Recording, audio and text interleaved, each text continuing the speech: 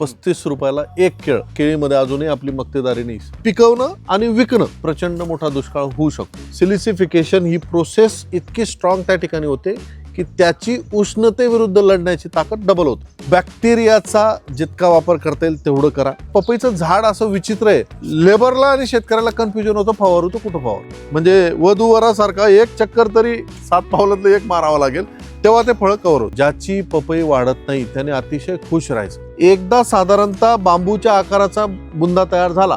ही फळमाशी आहे, हे बघा, ही साधी फळमाशी आहे. म्हणजे यांची जेव्हा डेव्हलपमेंट होईल, यांना डायरेक्ट 16 फूट जागा आहे. झाडापासून साधारणतः 1.5 फूट अंतर घ्या आणि अशा पद्धतीने मल्चिंग काढून घ्या. चाकोरी सोडून आपण मागच्या वर्षी या गावामध्ये, म्हणजे मला विशेष या गावाचं जे मी बऱ्याच वेळा जाहीर कार्यक्रमात पण जे म्हटलं की चाकोरी सोडून आपण पारंपरिक पिकांना फाटा देऊन असं पीक आपण निवडण्याचा प्रयत्न केला की ज्या पिकामध्ये विदर्भातल्या शेतकऱ्यांना खास करून कमी पर्यायात असं कुठलं पीक आपल्याला निवडता येईल की जिथून आपल्याला थोडासा आर्थिक मोबदला वाढेल. आता मी तुमचं जे हे लिहून घेतलं याचा मला ॲनालिसिस एवढंच करायचं होतं की आपल्याला पारंपरिक पिकांव्यतिरिक्त जो पर्याय होता, म्हणजे आता कापूस किंवा मका किंवा हरभरा किंवा मिरची, थोडंफार सोयाबीन, तूर, या पिकांमध्ये जे आर्थिक गणित मिळत होतं त्याच्यापेक्षा तर आपण भरपूर आर्थिक सरस ठरलो की नाही बळभाऊ? दुसरं, पारंपरिक पिकांमध्ये जी दमछाक व्हायची त्याच्यापेक्षा याच्यामध्ये दमछाक कमी आहे. म्हणजे त्याच्यामध्ये लेबरची उपलब्धता किंवा तुम्ही निसर्गापुढे हतबलता, मार्केटची हतबलता, यापेक्षा थोडंसं याच्यामध्ये आपण सविस्तर ठरलो. ओव्हरऑल आपल्याकडे जी पिकांची पर्याय उपलब्ध आहेत, या पिकांचा जर तुम्ही विचार केला तर संपूर्ण महाराष्ट्रामध्ये आजची परिस्थिती जी मी अनुभवतो, मी रोज तुमच्यासारख्या शेकडो शेतकऱ्यांना भेटतो, बोलतो, प्रत्येक जण म्हणतो आता आम्हाला पारंपरिक पिकांपासून वैताग आलाय, तुम्ही आम्हाला फळपिकच सांगा. मग ते तुम्ही कुठलंही सांगा, बोर सांगा, पपई सांगा, केळी सांगा, किंवा आणखी सीताफळ सांगा, काही तुम्ही फळपीक सांगा, परंतु आता कापूस लावणं, मका लावणं आणि तूर लावणं हे काही आमच्या पसनी पडत नाही आणि ते काही आमच्याकडनं आता होत नाही. किंवा मग आता त्याच्यामध्ये लोकांनी एक, त्याला पळवाट हा शब्द नाही योग्य ठरणार, पण एक बायपास असा काढलाय, SRT पद्धत. काहीच करायचं नाही, फक्त बियाणं लावायचं. मी खत टाकणार नाही, मी नांगरटी करणार नाही, मी वखरणी करणार नाही, मी कुळवणी करणार नाही, मी फक्त तणनाशक मारेल, तण जगू देणार नाही आणि पिकाचं उत्पन्न जे येईल ते येईल.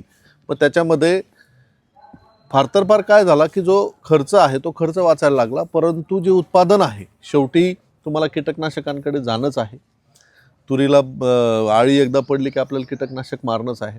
आपला त्या ठिकाणी खर्च काय वाचतोय? मग नांगरटी व खर्टीचा तेवढा फक्त खर्च वाचतोय, जमीन तयार करण्याचा खर्च वाचतोय. शून्य मशागत तंत्रज्ञान थोडक्यात असं आपण त्याला म्हणू शकतो.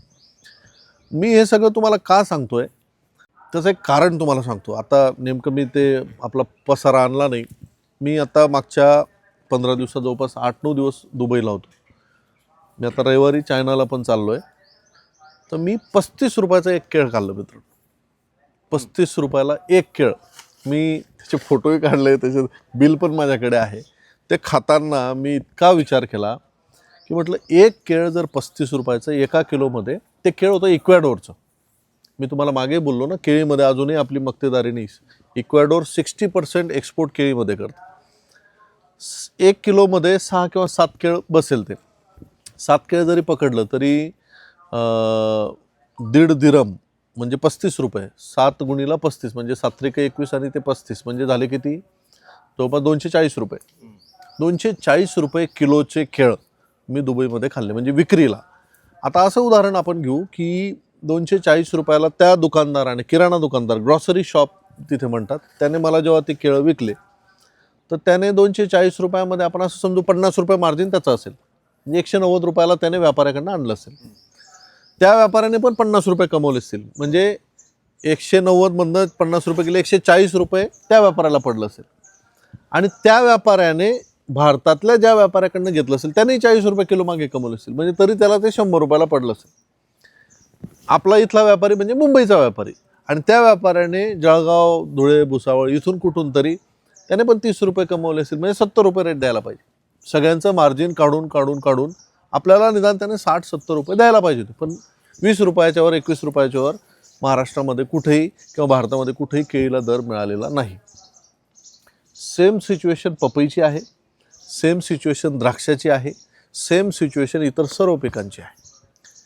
तर माझा आता मी काम सुरू केलं, मी मागच्या वेळेसही तुम्हाला बोललो, आणि म्हणजे माझ्याकडनं मी जे 2-3 शेतकरी नेणार आहे, सगळ्यात पहिले कंडारी गावचे शेतकरी मी माझ्या खर्चाने नेणार आहे. आणि अशा देशांमध्ये की ज्या देशांची फक्त बाजारपेठ बघायची. कारण की काय होतं माहिती का, म्हणजे समजा मी आज तुम्हाला येऊन काही सांगून गेलो तर जे कळणारे लोक असतात ना, शिवाजी भाऊ आहे, बाळू भाऊ आहे, अमोल आहे, तुम्ही लोक, हे चटबटे लोक आहे ना, हे त्याच्यामध्ये मग काड्या करत बसतात, त्याच्यात शोधत असतात. एकदा तुम्हाला मी जागा दाखवून दिली, कारण हे काम एकट्याचं नाही, इतक्या लोकांचा माल घेणं आणि तो माल एक्सपोर्ट करणं हे काम एकट्याचं नाही. पण आणि एकदम सोपी गोष्ट आहे. जसं तुम्ही आता व्यापाऱ्याशी सौदा करतात ना, बस त्याच प्रकारे सौदा करायचा, तो मी हिंदीत करायचा आहे, तिथे मी काही इंग्लिश बोलायची नाही आपल्याला, आणि त्याच्याकडनं फक्त आपल्याला बँक गॅरंटी घ्यायची. सांगायचा उद्देश माझा असा आहे की पिकवणं काय हे आता आपण शिकलो, ज्या फिगर आपण बघितलं तर आपण बऱ्यापैकी डिस्टिंक्शनमध्ये पास आहे. पपईमध्ये आपण आज 4-4, 5-5 लाख रुपयाचं प्रमाणपत्र दिलंच, डिस्टिंक्शनमध्ये पास आहे. अहो, ज्या शेतकऱ्याचं एकरी सगळा जमा वजा खर्च जाता फक्त 10-20 हजार रुपये नफा उरत होता, तो आज लाख रुपये नफा घेऊन आहे की नाही? आहे ना. कमीत कमी सांगतो, म्हणजे जो सगळ्यात कमी होतो त्यानेही लाख रुपये नफा एकरी कमवला वर्षभरात. 10 एकर जमीन असेल, 10 लाख रुपये नफा तर एखाद्या चांगल्या इंजिनियरचं पॅकेज आहे. पण आता आपल्याला पिकवणं आणि विकणं ह्या दोन्ही गोष्टी आपल्याला साध्य करायच्या आहेत. याच्यासाठी माझ्याकडून काय काय प्रयत्न करता येईल ते प्रयत्न तर मी करतोच आहे. पण तुम्हीसुद्धा, इंटरनेट आपल्याकडे आहे, AI आपल्याकडे आहे. जेमिनीला तुम्ही तुमच्या वऱ्हाडी भाषेत जरी विचारलं, भाऊ मला केळी एक्सपोर्ट करायची आहे, मी काय करू ते सांग, तो तुम्हाला लगेच शॉर्टकट 10 ओळींमध्ये उत्तर देईल की तुला पहिले असं असं करावं लागेल. थोडक्यात माझं अतिशय पोटतिडकीने आणि शेतकरी नात्याने तुम्हाला म्हणणं आहे की आपल्याला विकायची व्यवस्था करावी लागेल. कारण ते जर आपण केलं आणि एवढंच जर उत्पन्न घेतलं तर जे तुमचं उत्पन्न आज, म्हणजे बाळूभाऊंचे समजा आज 15 लाख रुपये झाले असतील तर हे 1 कोटी रुपये. शिवाजी भाऊंचे जर आज 20 लाख रुपये झाले असतील तर ते 1 कोटी रुपये. त्यांचे जर 5 लाख रुपये झाले असतील तर ते 20 लाख रुपये. म्हणजे आपल्याला पैशांमध्ये उत्पन्न वाढवण्यासाठी आपल्याला बाजारपेठ आता जरा शोधावी लागेल. अजून आता पिकांमध्ये काय अडचणी आहेत त्या कशा दूर करायच्या त्याच्यावर मी येतोच आहे, पण हा मुद्दा मला जास्त गरजेचा वाटला. चायनामध्ये पण मी त्याच गोष्टीसाठी चाललो आहे की आपल्याला कसं बाजारपेठ शोधून फक्त क्लायंट म्हणजे खरेदीदार आणि विक्रीदार यांची सांगड कशी आपल्याला घालता येईल याच्यासाठीच माझा प्रयत्न चालला आहे. दुसरं, आता आपण आत्ता जे आपण पीक लावलं आहे त्या पिकाकडे येऊ. तुम्ही नोटीस करताय, म्हणजे मागच्या वर्षी मला वाटतं मार्च महिन्याचं जे तापमान असेल, मार्च महिन्याचं, मागच्या वर्षी मार्च महिन्याचं जे तापमान असेल आणि ह्या वर्षी मार्चचं जे तापमान आहे याच्यात फार मोठा फरक जाणवतोय. जे टेम्परेचर आहे त्या टेम्परेचरची तीव्रता ही काही साधी वाटत नाहीये. म्हणजे भयंकर कडक उन्हाळा, तिकडे युद्ध चालू आहे, इकडे उष्णता येऊन राहिली अशी परिस्थिती आहे, असं म्हणायला हरकत नाही. दुसरी गोष्ट, अचानकच वाढलं ना. पावसाळ्याची गॅरंटी यावर्षी सगळ्या जणांनी आत्ताच डिक्लेअर करून टाकलेलं आहे की प्रचंड मोठा दुष्काळ होऊ शकतो. त्यात हे जे युद्ध आहेत, तुम्ही जर आता बातम्या वाचत असेल, आता इराणमध्ये सगळे काळे ढग जमलेत. म्हणजे हवेमध्ये ह्या 8-10 देशांमध्ये जर हे युद्ध भडकलं, पुढच्या महिन्यामध्ये अजून भडकण्याची शक्यता आहे, तर याचा नॅचरल जो इम्पॅक्ट आहे हा मान्सूनवर आपल्याकडे सुद्धा येणार आहे माझ्या हिशोबाने. आणि ही कल्पना मी तुम्हाला, आपण जेव्हा मागे बसलो होतो ऑक्टोबर-नोव्हेंबरमध्ये, त्याच वेळेस मी सांगितलं की पुढच्या वर्षी जरा पावसाळ्याची मला धोका वाटतोय. तर मला 100% गॅरंटी आहे की यावर्षी पावसाळ्याचं चिन्ह बरोबर नाही आहे. कदाचित पावसाळा शार्प टाईम सुरू होईल, 8 ते 10 जूनला पाऊस पडेल सुद्धा, परंतु मोठा गॅप पडण्याची शक्यता आहे. आत्ता 5-6 दिवसामध्ये पण परत पुढे पावसाची शक्यता वर्तवली जाते, परंतु ती कितपत होईल सांगता येत नाही. फक्त आपल्याकडे ना पडो, कारण कंडारी गावाला आपल्याला मागच्या वर्षी झोडपलं होतं. जर जूनमध्ये 8 जूनला पाऊस 10 जूनला पाऊस नाही सुरू झाला तर जून पूर्ण कोरडा जाऊ शकतो. म्हणजेच काय की आपल्याला आता आज 15 मार्चपासून 15 एप्रिल 15 मे 15 जून 3 महिने प्रचंड उन्हाचा सामना करायचा आहे. आणि ह्या उन्हामध्ये 786 सगळ्यात कमजोर व्हरायटी आहे. याचं एक वैशिष्ट्य मी तुम्हाला सांगतो, तुमच्या ते लक्षात येईल. पुढच्या 30 दिवसात तुम्ही मला सांगाल की साहेब 15 नंबरला आपल्याला खालून असे फुटवे फुटायचे, पाला यायचा भरपूर खोडाला, तो तुम्हाला 786ला दिसणार नाही. त्या पाल्यामुळे काय व्हायचं की 15 नंबरला एक नॅचरल स्वतःचं एक कव्हर मिळायचं, संरक्षण मिळायचं, ते तुम्हाला 786मध्ये मिळणार नाही. व्हरायटीविषयी मी थोडंसं पुढे काय उपाययोजना करायची त्याच्यात पूर्वी मी तुम्हाला एक थोडंसं 5-6 शेतकरी अजून तुम्ही असे तयार व्हा. 10 मे तारीख आहे. मी प्रत्येकाला एक नवीन व्हरायटी मी आणलेली आहे स्पेनवरनं, आणि मी 100% कॉन्फिडन्स आहे. फक्त प्रयोग इथे करायचा आहे. ऑलरेडी एका ठिकाणी करून चुकलो आहे, पण तो छोटा केला आहे. मी 5 लोकांना 5,000 रुपये माझ्याकडनं फ्री देणार आहे. त्याचे कुठलेही पैसे मी घेणार नाही. पण ती व्हरायटी 5 लोकांना याच्यासाठी आपण देतोय की 5 वेगळ्या वेगळ्या शेतांमध्ये जेव्हा आपण त्याची ट्रायल करू तर ती व्हरायटी माझ्या दृष्टीने हायब्रिड व्हरायटी आहे. 786पेक्षा तिचं उत्पादन खूप जास्त आहे. आजच सकाळी रायपूरमध्ये तिच्या फळांचा स्टॉल लावलेला आहे. आणि स्टॉल अशा ठिकाणी लावला की बाजूला पण नॉर्मल पपई विकणारे लोक आहेत, इकडेही पपई विकणारे लोक आहेत. आणि कस्टमरचं काय म्हणणं आहे तर कस्टमर पपई जास्त उचलतोय. म्हणजे सकाळपासून 400-500 किलो पपई विकली गेलेली. मी त्याचे फोटो तुम्हाला वाटले दाखवतो.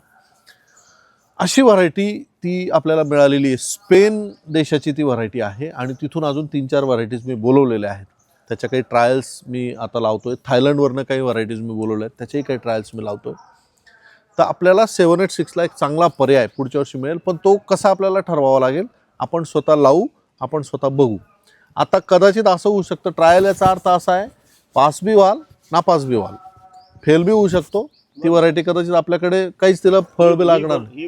हां, पण ते चेक व्हावं याच्यासाठी रिक्स आहेत. मग तुम्ही जे 5 लोक तयार व्हाल त्याची ती रिस्क असावी. नाही तर साहेब माझं ते मागच्या वर्षी 40 टन आलं, तुमचं लावलं, माझ्याकडे मग वाया गेलं. हां, पण आलं तर तेव्हा मग 30 रुपये रोपाचे पैसे घेईल मी. तर 5 लोक शिवाजी भाऊ तुमच्याकडे ती जबाबदारी. भले 500-500चे 10 तयार करा, 1,000-2,000 रुपये एक्स्ट्रा द्यावे लागले तरी चालतील, पण ते तयार करा. 10 मे ते 15 मेच्या दरम्यान आपण ती व्हरायटी लावू. आणि हे यासाठी गरजेचं आहे कारण की ही व्हरायटी इथून पुढे मिळेल की नाही मिळेल याची गॅरंटी नाही. तुम्ही सगळे नशिबान आहात की मी तुम्हाला रोप देऊ शकलो. मी मागच्या 15 दिवसात 47 लाख रुपये शेतकऱ्यांचे परत केले. शहादा नंदुरबार जिल्ह्यातले 47 लाख रुपये परत केले. जर्मिनेशनच आलं नाही. 786 जो दुसरा लॉट टाकला त्याचं जर्मिनेशनच आलं नाही. आता परत तिसरा लॉट ब्लॅकने मागवला, डबल किमतीत मागवला, बाहेरून मागवला, तो टाकलाय आणि त्याचं देणं चालू आहे. तर आपल्याला एक पर्याय मिळावा म्हणून एवढं काम तुम्ही करा. मला पुढच्या 8-10 दिवसात तुम्ही नावं द्या शिवाजी भाऊ. मी 4,000, 5,000, 6,000 रुपये तुम्हाला देतो. ते आपण भले 500 लावा, 800 लावा, कोणी 1,000 लावा, कोणाचा 1200 असेल असे लावा, पण एक 5-6 हजार झाडं लावून आपल्याला टेस्ट करायचे आहेत. आणि ती व्हरायटी जर सक्सेस झाली तर महाराष्ट्राला एक नवीन हायब्रिड मिळेल जे आत्ता फक्त 786 आहे, दुसरा हायब्रिड नाही. आता आपल्याला काय काय काळजी घ्यावी लागेल. 3 महिने प्रचंड उन्हाचे आहेत. याच्यासाठी आपण जेव्हा 1-2 प्लॉटवर जाऊ त्यावेळेस आपण थोडं तिथे पण प्रॅक्टिकल ते बोलण्याचा प्रयत्न करू. तुम्ही कोणीच ताग लावलाय का? आता ताग लागवड पहिले करा. ठीक आहे, मागच्या वर्षाचा अनुभव काय आला आपल्याला की ताग लावलं.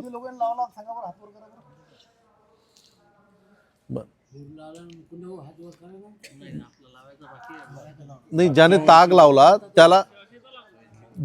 लावला त्याला फायदा काय झाला की आपलं झाड संरक्षण झालं. तोटा काय झाला की झाडाने हाईट वाढली. मग आपल्याला हाईट कशी थांबवायची याच्यासाठी आपण ट्रेनिंगमध्ये पर्याय दिलेले आहेत. तुमच्याकडे पुस्तकात मी पर्याय दिलेले आहेत. त्याच्यात थोडीशी सुधारणा काय करायची आपल्याकडे आता आपण बेड बनवला आहे. थंडावा ताकाचा मी असा अनुभवला की तुम्ही मधल्या याच्यात जरी ताक पेरून दिला ज्याचा झाडाचा फारसा संबंध येणार नाही तरी सुद्धा तुम्हाला त्या ठिकाणी टेम्परेचरमध्ये डाऊन मिळेल. ठीक आहे, झाडापासून अगदी 6 इंचावर जे आपण लावत होतो, थोडं आपण 1 फूट जर गेलो लांब तरी चालेल, कारण की थोडी तिथे एरिएशन मिळेल आणि हाईटला त्रास होणार नाही, म्हणजे हाईट पकडणार नाही पपई. तिसरा पर्याय, आपल्याला ज्यांच्याकडे मुबलक पाणी आहे त्यांनी मध्ये 1 फट आड 1 फट, एका सरी आड एक सरी जर 15 दिवसातून एकदा पाणी दिलं तरी चालेल. पण मोकळं पाणी हे जमिनीचं टेम्परेचर डाऊन करण्याचं सगळ्यात प्रभावी असर आहे. भले तर 10-12 दिवसासाठी राहील. मग आता ह्या सरीत आपण पाणी भरलं की परत आपण पुढच्या वेळेस पुढच्या सरीत भरू. ज्याच्याकडे मुबलक पाणी आहे, जर पाणीच नसेल तर ड्रीपचा फ्लो जो आहे, डबल लॅटरल आपल्याकडे आहे, तर डबल लॅटरलने आपण पूर्ण बेड कसा ओला होईल हे बघायचं. लॅटरल फक्त जास्त झाडाजवळ नेऊ नका. मी 1-2 जणांचं पाहिलं, त्यांची मल्चिंगवर लागवड आहे. आता हे झाड ज्या पद्धतीने उभं आहे आणि मल्चिंगचं झाड ते दुपारी जास्त सुकून देतात. का सुकतं? मल्चिंग साईडने जर पॅक असेल तर मल्चिंगमधनं पूर्ण गरम हवा येते आणि ती गरम हवा मल्चिंगमधली सगळी झाडाला लागते. कदाचित पुढच्या 8-10 दिवसामध्ये ज्यांचे मल्चिंगवर लागवड आहे त्यांचे 30% रोपं जिथे खोड आहे, मल्चिंगच्या होलचं जे खोड आहे, इथे गरम हवा लागून हे खोड शेकलं जाईल आणि झाड डायरेक्ट वाकून जाईल किंवा मुडून जाईल. पण त्याने एक तर काय पर्याय करायचा, आता आजूबाजूची कोरडी माती घेऊन खड्डा भरून घेणे. ओली माती लागली नाही पाहिजे. ओली माती खोडाला लागली तरी झाड मरेल. तेही नसेल तर कॉफीचे कप, आपण जे चहा पिलो हे कप आणा, त्याला खालचा भाग कापून घ्या आणि तो कप उलटा त्याच्यामध्ये घालून द्या. म्हणजे हवा काय होईल, कपाला लागेल. राईट. तेही नाही जमलं तर 2.5 रुपयाचा नोनूनचा कपडा मिळतो. मी वाटल्यास तुम्हाला एक नंबर देतो, नंदुरबारमध्येच तो मिळतो. 2 रुपयाला का 2.5 रुपयाला मिळतो. आणि वखारवाल्याकडनं बांबूच्या काड्या बनवून घ्यायच्या, गुल्फीच्या काड्या यायच्या ना, त्या प्रकारे 4 काड्या बनवून घ्यायच्या. 4ही काड्या खोसायच्या आणि तो नोनूनचा कपडा लावून घ्या. तुम्हाला ह्या 3 महिन्यामध्ये पपईकडे प्रचंड लक्ष द्यावं लागेल. यावर्षी सेटिंगची अडचण मे बी येणार नाही, कारण की पावसाळा तुटक आहे. मागच्या वर्षी भरमसाठ पाऊस होता, त्यामुळे पपई उशिरा सुरू झाली, ड्रॉपिंग खूप झाली. यावर्षी ती अडचण येणार नाही. काळजी घेताना अजून बऱ्याच उपाययोजना सांगायच्या आहेत. एक गोष्ट अजून एक माझ्याकडनं सुटली सांगताना. पपईमध्ये मी तुम्हाला सांगितलं की एक मोठा ट्रायंगल आहे आणि तो ट्रायंगल जळगाव, धुळे, नंदुरबार, बऱ्हाणपूर आणि गुजरातचा निझर, कुकरमुंडा, नेत्रंग असा भाग. या भागामध्ये साधारणतः 1 कोटी रोपं लागतात तेवढ्या भागामध्ये. आणि हे आजही लोक दिवाण आहेत, ते आजही रोज फोन करतात 786 786 786 786. ते अजूनही 15 नंबरकडे वळायला तयार नाहीत. कारण का? छोटा शेतकरी तिथे नाही. 20,000, 15,000, 5,000च्या पुढे सुरू होतात. 20,000ला शेतकरी संपतो आणि त्यांना ट्रकलोड माल पाहिजे. ट्रकलोड माल पाहिजे. दिल्लीचे व्यापारी येतात, ट्रकलोड माल नेतात. त्यांचं सिम्पल कॅल्क्युलेशन आहे, एकरात 1.5-2 लाख रुपये झाले, बस झाले. 10 एकर पपई आहे, 20 लाख रुपये, म्हणजे एकदम टनाटन उड्या मारतात. ते लोक शिफ्ट व्हायला तयार नाहीत. परिणामी त्यांची जी लागवड एप्रिलची व्हायची, बियाणंच नाही आहे कंपनी. त्यामुळे पपईच्या लागवडीमध्ये प्रचंड डाऊनफॉल आलेला आहे. जर सगळे तुक्के व्यवस्थित लागले तर मला असं वाटतं पुढच्या वर्षाचा सरासरी हा निदान 15 रुपयाच्या पुढे राहील. आणि जर नॅचरल कॅलॅमिटीज आल्यास तर कदाचित सरासरी 20च्या पुढेही जाऊ शकते. ती एक ऑपॉर्च्युनिटी आपल्याकडे आहे. 3 पर्याय मी तुम्हाला सांगितले. ताग तुम्ही सोडू नका, बोरू ताग लावा. दुसरा पर्याय, 2 बेडच्या मध्ये ताग पेरून दिला आणि त्याला एकच पाणी भरलं तर बस झालं. त्याला काही वारंवार पाणी द्यायचं नाही किंवा त्याला ड्रीप पाहिजे अशी आवश्यकता नाही. तरी त्या शेताचं टेम्परेचर डाऊन राहील. त्या शेताचं टेम्परेचर डाऊन होण्याचं सगळ्यात महत्त्वाचं कारण, जमिनीलगतची जी हवा आहे ती ब्रेक होऊन जाते. हवा वाहणार नाही. ती हवा न वाहल्यामुळे जमिनीलगत झाडाला जो शॉक बसतो, गरम हीट वेव्ह जी बसणार ती बसणार नाही. तिसरा, नोनियूनचा कपडा, तो आपल्याला लावायचा. चौथा, सगळ्यात बेस्ट 2 औषधांची नावं तुम्हाला सांगतो. एक औषधाचं नाव आहे ग्रीन मिरॅकल. T10 कंपनीचं ते औषध येतं.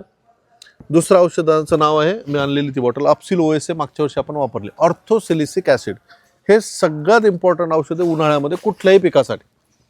याच्यामध्ये जो सिलिका आहे, पपई, केळी, कांदा, ऊस, कापूस, मका या सगळ्या पिकांना सिलिका लागतो. पण सिलिका म्हणजे काय? सोप्या भाषेमध्ये वाळू. आता वाळू आपण डायरेक्ट खाऊ शकतो का? नाही. आपल्या शरीराला लोह लागतं, कॉपर लागतं, मॅग्नेशियम लागतं. मॅग्नेशियम कमी जास्त झालं की लगेच BP लो. म्हणून आपण काही मॅग्नेशियम सल्फेट खाऊ का? तो स्रोत वेगळा असतो. म्हणजे पिकाला जो घटक, जरी आपल्याला लोह लागतं म्हणजे आपण लोखंड नाही खाऊ शकत. लोह आपल्याला ज्या पिकामध्ये ट्रान्सफर होऊन आलेलं आहे ते खावं लागेल पचण्यासारखं. तर याच्यामध्ये 2% वाळूचा अर्क आहे असं तुम्ही समजा, सिलिका, आणि तो सिलिका तुम्ही जेव्हा आता स्प्रे कराल तर झाडाला संपूर्णपणे कोट करतो. सिलिसिफिकेशन ही प्रोसेस इतकी स्ट्रॉंग त्या ठिकाणी होते की त्याची उष्णतेविरुद्ध लढण्याची ताकद डबल होते. ऊन परावर्तित होणं, उष्णतेमुळे पानामधल्या पाण्याचं बाष्पीभवन होणं, बाष्पीभवन जास्त झालं, आपण जर पाणी नाही पिलो तर बॉडी डिहायड्रेट होते, तसं पिकाची बॉडी पण डिहायड्रेट होते आणि ती होऊ नये यासाठी औषध काम करते. 15 ते 20 दिवसातनं एकदा हे 30 मिली पंपाला 3 पंप 4 पंप एकरी लागतील, त्यामुळे जास्त कॉस्ट नाही आहे. 30 मिली 40 मिली पंपाला घ्या. कुठलंही कीटकनाशक बुरशीनाशक आपलं असेल त्याच्यात फवारणी केली तरी चालेल. हा पहिला स्प्रे झाला की 15-20 दिवसानंतर ग्रीन मिरॅकल आणायचं, त्याचंही तसंच काम आहे, थोडा कंटेंट वेगळा आहे. 25-30 मिली घेऊन त्याची फवारणी करून घ्यायची. पुढचा मुद्दा, जेवढ्या लोकांनी पपई लावलेली, तुम्हाला मागच्या वर्षी अनुभव आला असेल की पपई हे प्रचंड खादाड पीक आहे. 2-4 झाडं तुटले असतील, खोड बघितलं असेल तर मध्ये काहीच नाही, जवळपास 1 इंची पोकळ भाग आहे, त्याच्यामध्ये स्टोरेज फॅसिलिटी नाही. हे जे झाड आहे किंवा कुठलंही झाड जे असतं, या झाडाला जसं आपण बिना पाण्याचं 1-2 दिवस राहू शकतो, बिना अन्नाचं आपण आठवडाभर राहू शकतो, कारण आपल्या बॉडीमध्ये स्टोरेज आहे, फॅट्स आहेत. पपईमध्ये स्टोरेज नसतो. पपईचं काय म्हणतं, मला आज सकाळी कमवलं संध्याकाळी खाल्लं, दुसऱ्या दिवशी नाही दिलं ते म्हणतं भाऊ मी चाललो, तुम्ही मला खायलाच देत नाही. त्यामुळे डोसेस सगळ्यात जास्त इम्पॉर्टंट आहे. खूप जास्त स्प्रेची आपल्याला पपईला गरज आहे. आपण 20-20 महिन्यातून एकच स्प्रे घेतला, काही काही लोकांनी खूप स्प्रे घेतले का आपण मागच्या वर्षी, महिन्यातून 2 स्प्रे जास्तीत जास्त. त्यामुळे फार स्प्रे पपईला लागतील असं नाही आहे, परंतु न्यूट्रिएंट पपईला खूप आवश्यक आहे. ज्यांनी शेणखत टाकलं नसेल त्यांनी निदान सेंद्रिय खत तरी टाका. सेंद्रिय खत नसेल गांडूळ खत टाका. सेंद्रिय खताची डायरेक्ट गाडी तुमच्या गावात येईल तुम्हाला, आणि कमी पैशात मी वाटल्यास उपलब्ध करून देईल, किंवा कुणाचं पण घ्या, पण शेणखत सेंद्रिय खत काहीतरी आपल्याला मस्ट आहे. दुसरं, जो बेसल डोस मी दिलेला आहे, 3 बेसल डोस आपले पपईमध्ये आहे, 3ही बेसल डोस शक्यतोवर टाळू नका, तुमचं टनेज ॲटोमॅटिक वाढेल. त्याहीपेक्षा महत्त्वाचं, 786 मध्ये सेटिंग तेव्हाच होईल जेव्हा बरोबर त्या टप्प्यामध्ये अन्न उपलब्ध होईल. जर डोसेसमध्ये आनाकानी आपण केली तर मग ड्रॉपिंग त्या ठिकाणी होतं. आता आपली बहुसंख्य लागवड मागच्या 20-25 दिवसामध्ये आहे, बरोबर. 80 ते 90 दिवसाला फ्लावरिंग पपईमध्ये सुरू होऊन जाते. मी असं गृहीत धरतो की साधारण 15 फेब्रुवारीपासून आपली लागवड सुरू झालेली. 15 मार्चला आता 1 महिना कंप्लीट होईल, 15 एप्रिलला दुसरा महिना कंप्लीट होईल आणि 15 मेला 3 महिने कंप्लीट होतील. सोप्या भाषेमध्ये 10 मे पासून बऱ्यापैकी ठिकाणी फ्लावरिंग स्टार्ट होऊन जाईल. काही लोकांची मे एंडिंगला येईल, ज्यांची मे एंडिंगला येईल ते अतिशय बेस्ट. ज्यांची 10 मेला येईल त्यावेळेस मे हिट भयंकर राहील. त्यावेळेस सगळ्यात पहिला प्रॉब्लेम आपल्याकडे सुरू होईल, कारण मी आता तुमच्याकडे आलो तर 10 मेच्या पुढेच येणार आहे, म्हणून मी तिथपर्यंत जातो. त्यावेळेस तुम्हाला असं लक्षात येईल की आपण पावसाळ्यामध्ये बघितलं की कळी कुजून गळते, पण उन्हाळ्यामध्ये तर कळी गळायचं कारण ह्युमिडिटी नाही आहे, त्यामुळे रोग नाही आहे, पण ती भाजून गळली जाईल. त्यावेळेस हे जी 2 औषधं मी सांगितलीत, अपसिल OSA आणि ग्रीन मिरॅकल, औषधं फवारताना आपल्याला त्यावेळेस संपूर्ण खोडापासून म्हणजे फुलांवर फवारायचे आहेत. जेवढं आपण त्यांना हिटपासनं संरक्षण देऊ तेवढं प्रत्येक फूल हे कन्व्हर्जन होईल फ्रूटमध्ये, आणि गॅप पडला नाही पाहिजे. 786 मध्ये नॅचरल असं होतं की 3-4 फळं 1 फूट गॅप, 8-10 फळं 1 फूट गॅप, 8-10 फळं 1 फूट गॅप, म्हणजे गॅपिंग खूप होते. सेटिंगची सगळ्यात जास्त अडचण या व्हरायटीला आहे, व्हायरसची सगळ्यात जास्त अडचण या व्हरायटीला. पण या व्हरायटीचा प्लस पॉईंट मी मीटिंगमध्येही सांगितला होता, याच्या आधीही तुम्हाला सांगितलं, साधलं तर याच्या जर तुम्ही आज 180 टनापर्यंत गेलात तर तिथे ही व्हरायटी मग 250-300 टन द्यायला कमी पडणार नाही, तेवढी ताकद या व्हरायटीची आहे. तर फक्त ह्या गोष्टींची काळजी आपल्याला घ्यायची आहे. राहिला प्रश्न व्हायरसचा, व्हायरससाठी एक चांगलं कीटकनाशक आणि अरेना गोल्ड याचं कॉम्बिनेशन, त्याच्यासोबत नेहमी अमिनो ॲसिड म्हणजे फॉलिबियॉन तुम्ही घेऊ शकता, किंवा अमिनो फुलविकचं कॉम्बिनेशन ऑक्सिजन, बस. याच्यापेक्षा फार जास्त आगळेवेगळे औषधांचा, खर्चिक औषधांचा वापर नाही करायचा आहे. औषध तयार करताना 1-1 पंपाचंच तयार करायचं. मीटिंगमध्ये रिॲक्शन पण तुम्हाला करून दाखवलेली आहे बऱ्याच वेळा, जे लोक मीटिंगला आले होते. 15 ते 20 दिवसाला एक व्हायरसचा स्प्रे हा घेऊनच घ्यायचा. सुरुवात पहिल्या 90 दिवसापर्यंत तर फार गरजेचं आहे, आणि तेव्हा पंपही आपल्याला एकरी कमी लागतील. बॅक्टेरियाचा जितका वापर करता येईल तेवढं करा. मी जेवढा प्रोसेस त्याला पण 20-25 दिवस पूर्ण गार करा, त्याला पूर्ण कुजवा जसं मी सांगितलं, आणि मग टाका. भले एक पाटी आपण टाकू. खूप आपल्याला 5 ट्रॉली 10 ट्रॉलीज पाहिजे असं काही नाही, 2 ट्रॉलीमध्ये पण तुमचं काम त्या ठिकाणी होऊन जाईल. तर एवढं आपल्याला 80 ते 90 दिवसापर्यंत सांभाळायचं आहे. आत्ता तुमच्या मनात काय शंका असतील त्या विचारा, मग आपण डायरेक्ट प्लॉटमध्ये जाऊ. आता हे जे बेसल डोस आहे हा सगळं डिवाइड करून देणं लावला, याचे काही दुष्परिणाम होतील का? डिवाइड म्हणजे जो आता आमचा जो समजा फुल डोज आहे, समजा 2 बॅगायचा, आम्ही आता काय केलं की पहिले स्टार्टिंगला अर्धा दिला, हां, आता लगेच एका महिन्यात डबल अर्ध्याचा. आलं लक्षात.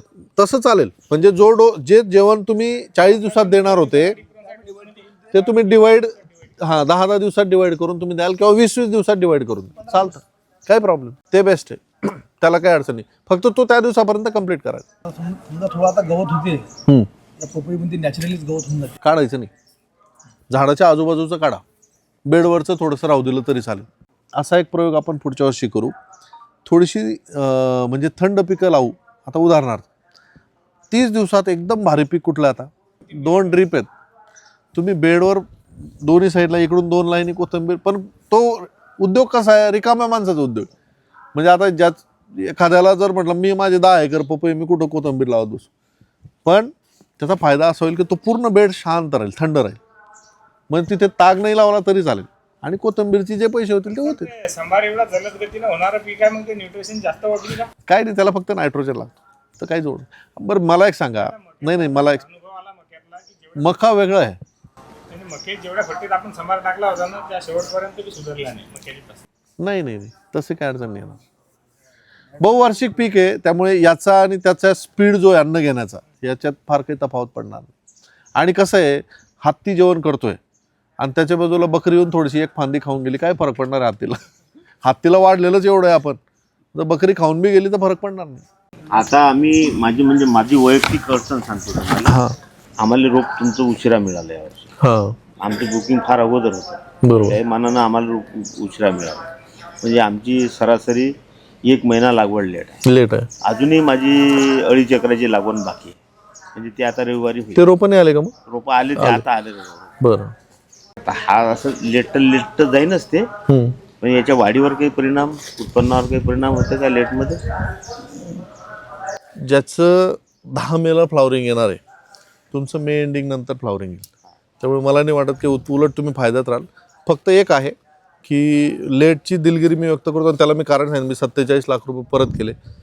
एक लॉट पूर्णपणे म्हणजे जर्मिनेशनच झालं नाही. काय झालं सर, तुमच्या कंपनीचं तर मिळालंच लेट, पण आम्ही याच्यात बसलेले जे किडीवाले शेतकरी आहेत, आम्हाला काही महिने लेट देणार. 4 महिने. आणि पैसे हॅलो, नाही, 4 महिने तर सोडा. नाही त्यांची तर ख्याती अशी आहे, मागच्या वर्षी ज्यांना रोपं ते देऊ शकले नाही त्यांचे पैसे त्यांनी आता परत आमचे पूर्ण पेमेंट त्याच्याकडे 5-7 महिन्यापासून जमा होतं. मग आपण ते तरी नाही केलं. मी प्रामाणिकपणे म्हटलं बाबांनो असं झालंय, लोकांची माफी मागितली आणि पैसे परत देऊन टाकले. आणि जसे पैसे परत दिले मग 10% जर्मिनेशन व्हायला लागलं. म्हटलं मग लोक म्हटलं तुम्ही 25 ने विकाल, 22 ने विकाल. म्हटलं नाही, जे सीड ज्या रेटने घेतलंय 17 रुपयाने आपण आधी बुकिंग घेतलं, नंतर 20 रुपयाने, कारण तेवढी किंमत बियाण्याचीच वाढली. फवारणीचे डोस आपल्याला स्प्रे 15 दिवसातनं फळांवर. आता पपईमध्ये प्रॉब्लेम काय होतो, शेतकऱ्याला फवारणी सांगितली की पपईचं झाड असं विचित्र आहे की लेबरला आणि शेतकऱ्याला कन्फ्युजन होतं, फवारू तो कुठं फवारू. बघा 3 प्रकारचे उदाहरणं मी तुम्हाला देतो आणि फार गरजेचं आहे तुम्ही जे एकदम नीट लक्ष देऊन ऐका. आता पपईच्या झाडावर व्हायरस आहे, तो व्हायरस कुठं आहे? पानावर आहे, शेंड्यावर. म्हणजे व्हायरससाठी स्प्रे करताना शेंड्याचं कव्हरेज खूप चांगलं मिळायला पाहिजे. दुसरं, रिंग स्पॉट व्हायरस आहे. कुठं आहे? फळावर. म्हणजे प्रत्येक फळावर कव्हरेज मिळायला पाहिजे. मी तुम्हाला व्हिडिओ दाखवला की आपला इंडियन माणूस कसा फवारा करतो. तो फवारणी करताना ही जी झाडाची दिशा आहे, मी इथे उभं राहिलो तर झाडाचे 4ही बाजूचे फळं कव्हरच होत नाही. मला तो स्प्रे असाच घ्यावा लागेल, म्हणजे वधूवरासारखा 1 चक्कर तरी 7 पावलातलं 1 मारावं लागेल, तेव्हा ते फळं कव्हर होते. राईट. हे दुसरं उदाहरण झालं. तिसरं उदाहरण, फुल ड्रॉप होतंय, फळ कुजतंय किंवा फळ शॉक होतंय आणि फळ गळतंय. आता फळ गळत असेल तर त्याला 2-3 कारणं आहेत. एक, ह्युमिडिटी जास्त असेल, त्या ठिकाणी फंगस असेल किंवा अन्नद्रव्य कमी असतील. मग आपण काय करतो, एक फंगिसाईड घेतो, अन्नद्रव्य घेतो आणि ते आपल्याला फवारणी करायला पाहिजे. मग ती कुठं करावी लागेल आपल्याला?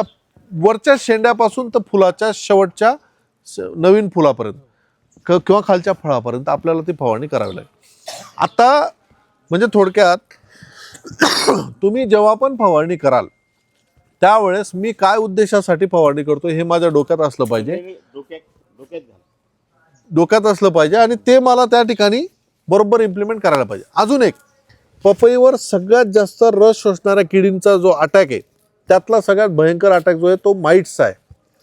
तुम्ही बघितलं असेल की माइट्सने खालून केलं आणि ऊन पडलं की तो भाग डायरेक्ट ती छत्री जी आहे तिथली पूर्णपणे जळून जाते, ते पानं जळून जातात. आता माइट्सला जर फवारा करायचा असेल तर तुम्ही वरून असा फवारा माराल काही उपयोग नाही. माइट्स कुठे? सगळा खाली, पानाच्या छत्रीच्या खाली. म्हणजे त्यावेळेस फवारा करताना आपल्याला खालून फवारणी करावी लागेल. हे असे छोट्या छोट्या ट्रिक्स आहेत. 7 ट्रिक्स तुम्हाला मी ऑलरेडी सांगितलेल्या आहेत. काडी लावायच्या भानगडीला उपप्रश्न आहे आपला रिंग स्पॉट व्हायरस आणि आपला शेंड्यावरचा व्हायरस हा मुळाद्वारे जाते की नाही, हा सगळा हवेतून पसरतो. मी तुम्हाला सांगू का, आत्ता रिंग स्पॉट व्हायरसचा विषाणू या ठिकाणी आपल्या हवेमध्ये आहे. आत्ता सर्दीचे विषाणू हवेमध्ये, सगळ्या प्रकारचे विषाणू हवेमध्ये फिरत असतात. मग आता मी तुम्हाला काय सांगतो की असा एक माणूस की त्याच्या 50 किलोमीटरच्या पेरीफेरीमध्ये एकही पपईचा प्लॉट नाही, त्याचाच पपईचा प्लॉट आहे, तरी तिथे रिंग स्पॉट व्हायरस कुठून आला किंवा तिथे CMV कुठून आला, तिथे व्हायरस कुठून आला? तर ते ऑलरेडी हवेमध्ये प्रत्येकाला जागा देवाने देऊन ठेवलेली, त्याला जशी ऑपॉर्च्युनिटी मिळेल तो त्या ठिकाणी त्याचा अटॅक करेल. हां, आणि एक काम सगळ्यात मेन पपईला जे अजिबात विसरायचं नाही, ज्याची पपई वाढत नाही त्याने अतिशय खुश राहायचं आणि ज्याची पपई दनादन वाढते त्याने अतिशय दुःखी राहायचं. हे समजून घ्या. पपई वाढवण्याच्या नांदी लागू नका. पपईचं झाड जितकं ठेंगणं ठेवता येईल तेवढं ठेंगणं ठेवायचा प्रयत्न करा. ड्रॉपिंग ॲटोमॅटिक कमी होईल. मागच्या वर्षी तुम्ही 15 फुटाला 15 नंबरला फळं लागतात, 786ला नाही लागत, लक्षात ठेवा बरं का. तुम्ही व्हरायटी बदललेली आहे. तुम्ही जर यावर्षी 10 फुटावर गेले, नाही मला अनुभव आहे, मागच्या वर्षी 10 फुटावर माझ्याकडे 100 फळं होते, लागणार नाही. 786ला फळं लागत नाही टॉपला, आणि लागलं तर काहीच कामाचं राहत नाही. जमिनीपासून 1.5 ते 2 फूट आपलं मॅक्झिमम टार्गेट आहे. 2 फुटाच्या पुढे वरती आपल्याला फळ म्हणजे मिळायलाच पाहिजे. 6 फूट माझं खाली असं नको व्हायला. मग याच्यासाठी काय करावं लागेल? तुम्हाला जेव्हाही असं वाटेल की ग्रोथ सर फास्ट पळते, आपलं जमीन काळी किंवा युरिया झाला, 1261 झालं, आपल्या झाडाने थोडा पिकअप पकडलेला आहे किंवा कंडिशनच अशी मिळाली फेवरेबल, शेणखत, बॅक्टेरिया, आणि ते टनाटन पळतंय, तर त्याला पहिला हात लिओसिनचा ड्रिपने सोडून टाकायचा. 200 ml पासून सुरू करायचं, जास्तीत जास्त 500 ml बरं.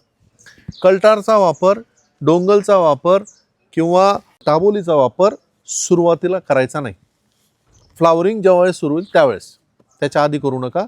कारण टाबोली, डोंगल हे काय, याने जर स्टॉप केलं तर मग आपण दोर लावून जरी ओढलं तरी ते लांबी मिळणार नाही. सौम्य औषध, मग सौम्य औषध काय? लिओसिन. त्याच्यानंतर चमत्कारचा एखादा 15-20 मिलीने फवारणी. चमत्कारची फवारणी केली की झाडाची पानं लगेच काळोखीवर येतील आणि झाड थपकेल. पण थोडे दिवस, हे कसे असतात, थोडे दिवस थांबवतात. कल्टार एकदा टाकलं की तो 2-3 महिने इफेक्ट ठेवतो. आणि कल्टारचं पण असं आहे, कोणाला 40 ml इफेक्ट येईल, कोणाला 100 ml इफेक्ट येईल. डिपेंड ऑन झाडाची ताकद, त्या ठिकाणी जमिनीची ताकद, झाड किती ग्रोथमध्ये आहे, खाली नायट्रोजन किती अवेलेबल आहे त्यावेळेस. म्हणून मी ज्यावेळेस डोस देईल 40 पासून मी सुरू करेल, 100 पर्यंत समजेल. मग तुम्ही शिवाजी भाऊला 100 दिला, मला 40 का सांगितला? अरे बाबा मला का हौस आहे, तुझी जमीन कशी, तुझं रोप कसं, तुझी हाईट किती, त्यानुसार आपल्याला ठरवावं लागेल. सगळ्यात इम्पॉर्टंट पॉईंट हा, आपल्या पपईचं झाड आपल्याला वाढत नाहीये अशी कंप्लेंट आली तर चालेल, पण वाढलं खूप ही कंप्लेंट येता कामा नाही. एवढं फक्त बघा. एक अनुभव असा आला की 15 नंबरमध्ये म्हणजे पपई पक्व झाल्यावर पपईचे रबर होऊन, म्हणजे तो जो डास आहे, फळमाशीपेक्षाही तो जो डास आहे, मेक्सिकन फ्रूट फ्लाय, हां, तर त्याला कसं रोखता येईल? तर म्हणजे माझ्या डोक्यात असा विषय आला की बा लाईट ट्रॅप आवश्यक आहे. बरोबर. आता काय होतं बघा, 2-3 प्रकार. दुसरं तर काही करू शकत नाही आपण, नाही आहे ना. बाकी इतरही कीड जे आहे काही प्रमाणात त्याच्यात कंट्रोल करता येईल लाईट ट्रॅपमुळे. 2-3 त्याचे फायदे आणि तोटे दोन्ही तुम्हाला सांगतो. आता म्हणजे मी माझ्या अनुभव सांगतो. मला असं वाटते की माझ्या शेतामध्ये अजून एकरी 100 क्विंटल माल वाया गेला. म्हणजे 500-600 क्विंटल माल सहज वाया गेला. 50-60 टन माल वाया असं गेला. सगळेच आहे. बरोबर. हा, तर आता असं होतं की आपण बागेत फिरतोय आणि अचानक आपल्याला फळांवर असं दूध ठिकठिकाणी दूध निघालेलं दिसतं. बरोबर आहे ना? छोटे छोटे दुधाचे डॉट आपल्याला दिसतात. आता हे कसं काय ऑटोमॅटिक दूध बाहेर निघालं असेल? तर हे काम आहे मेक्सिकन फ्रूट फ्लायचं. जी साधी फळमाशी आहे तिचं काम काय असतं, ती एका ठिकाणी एकच डंक मारते आणि निघून जाते. पण मेक्सिकन फ्रूट फ्लाय जी आहे 3 प्रकारच्या माश्या आहेत. एक छोटी सोनेरी रंगाची फळमाशी, एक आहे फळमाशी तिच्या शेपटीकडे हुक असतो, असा हुक, तो हुक असतो, आणि तिसरी असतो त्याला सिट्रस मॉथ म्हणतात, तो फुलपाखरू असतो. तो रात्री उडते. तो रात्री उडतो. राईट, फुलपाखरू. तो नाही, पपईमध्ये पण खूप आहे. पपईमध्ये उडते तो रात्री. पपईचा तो जो सेंटरचा एक ठिपका आणि पूर्ण मी तुम्हाला धब्बा दाखवला, याच्यात पण फोटो आहे, तो त्याचा ठीक आहे. आता आपल्याला प्रॉब्लेम आहे सगळ्यात जास्त मेक्सिकनचा. आता बघा, लाईट ट्रॅप जर लावला तर लाईट ट्रॅपचा फायदा काय? लाईट ट्रॅपमध्ये सगळे मेल पतंग जे आहेत, कुठले पण असू द्या, ते फळमाशीचे राहतील, साध्या आपल्या घरात उडणाऱ्या माशाचा राहील, किंवा फळमाशीचा राहील, किंवा मॉथ, सगळे किडे, उडणारे किडे, ते हेलिकॉप्टर पावसाळ्यात राहतं ते बी येतात, तिथे सगळे येतात आणि मरतात. पण तो सगळ्यांनी करायचा कार्यक्रम असतो. जर तो सगळ्यांनी नाही केला, ज्याने शेतात लाईट लावला त्याच्या शेतात जास्त डंक सापडतात, कारण ते सगळे तिथे येतात. ठीक आहे. याच्यापेक्षा सगळ्यात बेस्ट पर्याय अजून एक तुम्हाला सांगतो. आता आपण लॅबमध्ये, नर्सरीमध्ये शेडनेट असतात. शेडनेटची जी जाळी असते ती इतकी बारीक मायक्रॉनची असते की आपली जी सुई असते ती सुईसुद्धा टोचताना आपल्याला अडथळा निर्माण होतो, म्हणजे त्याचं मायक्रॉन जागा नसते. तरी आपण गॅस पॉयझन दर शनिवारी संपूर्ण शेडनेटच्या बॉर्डरला शेडनेटवर गॅस पॉयझन मारतो. मग मी तुम्हाला याच्यासाठी काय पर्याय देतो की जेव्हा आपल्याला वाटतं की आता 100-150 ग्रामचं फळ सेट झालेलं आहे, त्यावेळेस जितके एकदम हेवी गॅस पॉयझन आहे, क्लोरोसायपर, प्रोफेनोसायपर आणि फेनतोइड, 3 औषधांची नाव आहेत. हे तुम्ही बॉर्डरला, शेतात थोडंसं 2 सऱ्या आड, 4 सऱ्या आड नुसता गॅस जरी तुम्ही मारून दिला तरीसुद्धा यांचा डॅमेज हा कमी होऊन जाईल. लाईट ट्रॅप लावाल तर लाईट ट्रॅप सगळ्यांनी लावा. मग एकाने सर्वांनी, म्हणजे आता सर्व पपई उत्पादक शेतकरी इथे बसलेले आहे. हा प्रॉब्लेम सर्वांचा आहे. आणि आम्ही याच्या 4-5 वर्षापूर्वी काय केलं होतं, ही जी बोंडळी यायला लागली बीटीवर, कपाशीवर, तर त्यामुळे आम्ही सगळ्या शेतकऱ्यांनी लाईट ट्रॅप लावले. सगळ्या शेतात चांगला कापूस झाला. एक्झॅक्टली ना. इतकी कीड त्याच्यात मेली, प्रत्यक्षात मेलेली दिसते. आणि त्याच्यामध्ये एक पतंग मिनिमम 200 ते 250 अंडे घालतो कुठल्याही किडीचा. तुम्ही जेव्हा 1 लाख पतंग माराल तर 2.5 कोटी आळ्यांना तुम्ही मारणार आहे. पण मी तुम्हाला याच्यासाठी काय म्हणतोय की तुम्ही एकात्मिक, म्हणजे त्यावेळेस काय आहे, बोंडाळीचा बी पतंग येणार आहे, पण बोंडाळीच्या पतंगची जी ट्रॅव्हल हे असणार आहे तिच्यापेक्षा हे जे मॉथ आहेत यांचं जे अंतर करण्याची ताकद आहे ती जास्त आहे. ते 2-2, 3-3 किलोमीटर ट्रॅव्हल करू शकतात. म्हणून त्यावेळेस समजा 2 पपईवाले आहेत, एकाने लावला तर त्याच्याही शेतातले येणार आहे, 1.5-2 किलोमीटरवरला बी येणार आहे. त्यावेळेस ते सगळ्यांनी लावणं गरजेचं. एकात्मिक कीड नियंत्रण त्याला म्हणतात. एकात्मिक म्हणजे सगळ्यांनी, तिथे एकाने करून चालत नाही. ट्रॅप लावला साधा तर सगळ्यांनी लावायचे, म्हणजे ते डिवायडेशन होतं, नॅचरल कंट्रोल त्या ठिकाणी राहतो. नायनाट तर कोणी करू शकणार नाही, पण कंट्रोल त्या ठिकाणी नॅचरल. फळमाशी आहे, ही सोनेरी फळमाशी, हा, हे पिकलेल्या फळालाच त्रास आहे. हा, पण ही कच्च्या यालाच करते. कच्च्या याले हे, म्हणजे यानं जर दंश मारला तर हे पिवळं फळ होते, पिकतही नाही आणि दबतही नाही, असं रबर सारखं होतं. अजून मग बघा याच्यावर अजून याचं प्रमाण खूप आहे. याच्यावर एकदम सोपा आणि चांगला पर्याय सांगतो, तो तुम्हाला खूप आवडेल आणि एकदम कारगर. 400 मीटरचा बंडल येतो. 400 मीटर त्याचा पणा असतो, 3.5 फूट. जसा मल्चिंग पेपर असतो तसा नोनून कपडा असतो. आणि तो बंडल मला वाटतं तो 1600 रुपयाला. 2 वर्षापूर्वी मी तो बंडल एकाला दिला होता. मला आता 1600चे 2000 असते. जसं आपण लुंगी नेसतो बस त्याप्रमाणे फळांना फक्त, म्हणजे माझी कल्पना तेच होती हा, की बुवा असा काहीतरी करता येईल की आपल्याला. तो हमखास इलाज आहे. कारण पतंग जाऊन जाऊन कुठं जाणार, त्याला फळच दिसणार नाही. व्हाईट कलरवर तो बसणार आहे, त्याला जेव्हा तो ग्रीन कलरचा फ्रूट सापडेल तेव्हाच तो बसेल.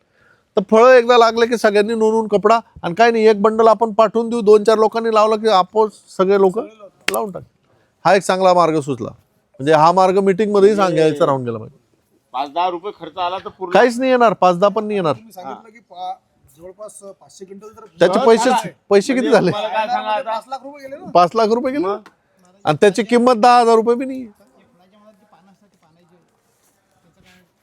पानं राहतच नाही ना. खालून फळं लागली की ऑटोमॅटिक खालची पानं ती काढायचीच आपल्याला. ते तर सगळ्यात मेन काम आहे. खालची खराब पानं आपल्याला ठेव. हे जे फळाच्या मधात पाण्याची सही या साईडला आहे. काही नाही होत त्याला. पेपर आखरीला जाईल त्याच्यात. नाही हा ते नाही ते हे बांधल्या जाईल काय तुमचं खालची- म्हणणं असं आहे ते, नाही, तो कपडा बांधला जाईल काय आरामशीर खालची पानं ही जेव्हा सेटिंग होऊन जाते ना, बिजू 20-30 फळांची सेटिंग झाली की खालचे पानं खराब होऊन जातात. ते काय करावं लागेल तुम्हाला जिथपर्यंत फळं सेट झाले. तेवढं दाखवून द्यायचे हा प्रॉब्लेम कधी येते हार्वेस्टिंग 8-10 दिवसात येते. त्यावेळेस.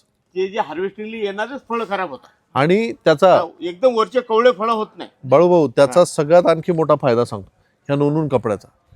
फळाची क्वालिटी 40% सुधरून जाईल. हा. कलर, शायनिंग तुम्ही आम्हाला पाठवा ते 100%. पाठवा ते. कटिंग बॅगा जाईल. तो जो नोंदूनचा कपडा आता लावतात ना, तोच कपडा आहे. त्याचा पणा 3.5 फूट असतो आणि 400 मीटरचं बंडलच येतं. 1600 रुपयाला ते बंडल मी घेतलं होतं 2 वर्षापूर्वी. जास्तीत जास्त 2000 रुपये असेल. पण ते एकदा लावलं की फळांना डॅमेज खतम. आणि क्वालिटी म्हणजे काय म्हणतात आरामशीर. क्वालिटी मध्ये फरक खूप पडेल खूप कवरच झालं ना. पेपर बॅग लागल्यासारखंच झालं. हे बघा, जो कसं ओळखायचं माहिती आहे का, जो स्टेम आहे ना, हा स्टेमची मजबूती आपल्याला जाणवली पाहिजे. म्हणजे आत्ता समजा आता हे जे झाड आहे, ह्या झाडाला मी 15 दिवसानंतर जर बघायला आलो तर अंगठ्यासारखा स्टेम बनला पाहिजे. आणि आपण झाडाला हात लावला की आपल्याला हे जाणवलं पाहिजे की हा खोड मजबूत आहे. पण खोडच लेचेपेचे सरळ उभट लगेच कळेल आपल्याला की झाड एक्स्ट्रा पळून राहिलं. एक्स्ट्रा पळलं नाही पाहिजे. मला वाटतं महिन्याला एक फुटाची आहे सफिशियंट, एकदम सफिशियंट. 4 महिन्याला त्याची 4 ते 5 फुटाची हाईट राहील आणि सेटिंग खालून 1.5 ते 2 फुटाच्या पुढे सेटिंग आपल्याला मिळवायची. म्हणजे काय होतं पपईला, सगळ्यांना तुम्हाला आता लक्षात आलेलं आहे, तुम्ही मागच्या वर्षी झाडं बघितलेत, वरती फळ जेवढं जाईल तेवढं ते छोटं होत जाणार. त्याला खालचं 1.5 किलो तर वरचं 1.25 किलो टॉपचं फळ. कधीच असं होणार नाही की खालचं 1.5 किलो आणि वरचं 2.5 किलो. ते पॉसिबलच नाही. म्हणजे जितकी हाईट आपली स्टेबल राहील, इंटरनॉट डिस्टन्स पपईचं जेवढं कमी कमी होईल तेवढं आपल्याला बेस्ट राहील. आणि सेटिंगची अडचण ह्या व्हरायटीला आहे, त्यामुळे इथे जास्त काळजी घेणं गरजेचं. 15 नंबरला 1 आहे, पहिले 2-4 गळाले तरी नंतर 100 देणार आहे.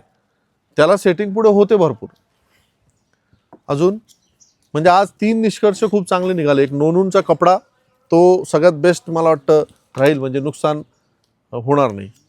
की आपली 23 किलोची जी किट आहे सर, आपण डायरेक्ट झाडाजवळ दिली 200 लिटर पाण्यामध्ये. हां त्याचं काही साईड इफेक्ट आम्हाला थोडे जाणवले. नाही, एकदम तुम्ही खोडावर टाकाल तर जाणवेल, कारण सल्फेट आहे ना शेवटी, त्याच्यामध्ये सल्फेट्स आहेत. त्याला तुम्ही ड्रिपने सोडा ना, बेस्ट वे. वस्त्रगाळ करून डायरेक्ट टाकू नका. आता याच्या पुढे जेल सोडायचं आहे त्याने ट्रिपनं सोडा असेल. कुठलंही मायक्रोन्यूट्रन किंवा न्यूट्रन जर सल्फेट फॉर्ममध्ये असेल किंवा साधा युरिया घ्या ना. युरिया जर आपण डायरेक्ट झाडाच्या मुळाजवळ टाकला तर आग होणारच आहे. झाडापासून एक थोडंसं रिंग त्याची जायला पाहिजे. मागच्या वर्षी त्या रिंग स्पॉटनं आपले झाडं मेले, बरोबर आहे की नाही?